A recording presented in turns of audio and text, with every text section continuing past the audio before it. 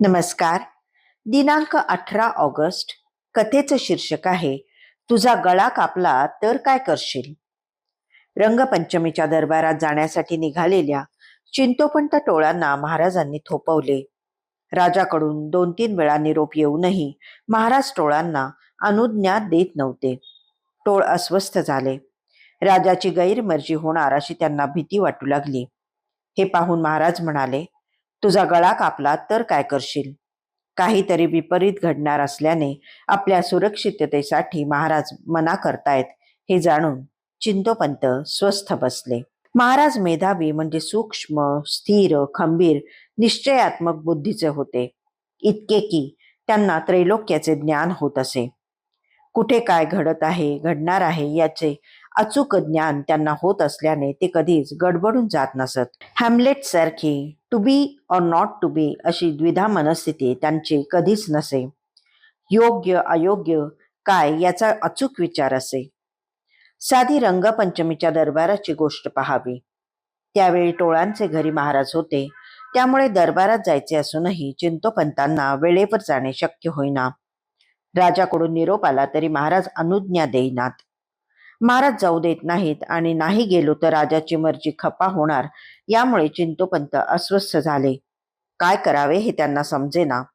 अखेर त्यांची अस्वस्थता शिगेला पोचली तेव्हा महाराज रागवले. तुझा गळा कापला तर काय करशील.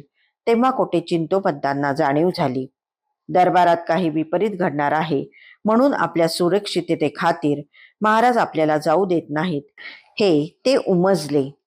मग राजाच्या रागाची तमा बाळगता महाराजांच्या आज्ञेप्रमाणे दरबारात न जाण्याचा त्यांचा निर्णय झाला. आणि खरेच तिकडे दरबारात एका क्षुल्लक कारणाने दंगल झाली.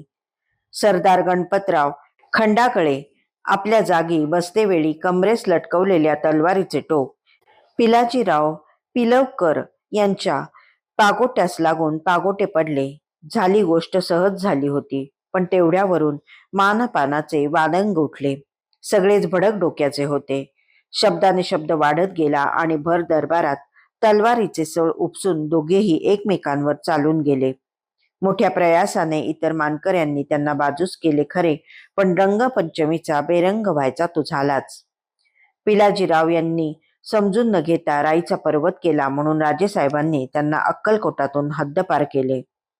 चिंतोपंत त्यावेळी दरबारात असते तर या दंग्यात सापडून त्यांचा घात होण्याची शक्यता होती म्हणून महाराजांनी त्यांना जाण्यास मना केली होती. सद्गुरू आपल्या शिष्याचे, देव आपल्या भक्ताचे संकट प्रसंगी कसे रक्षण करतो ते या लीलेवरून कळते. सद्गुरूंचा शब्द म्हणूनच प्राज्ञ शिष्याने कदापि उल्लंघू नये. धन्यवाद.